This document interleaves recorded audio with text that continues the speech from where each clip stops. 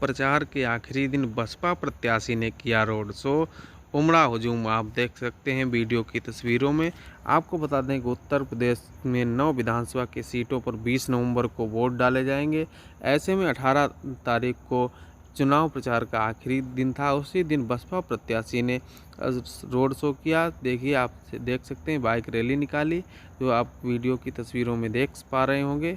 आप वीडियो के माध्यम से बाइक रैली जो बसपा प्रत्याशी ने निकाली, आप देख सकते हैं वीडियो की तस्वीरों में।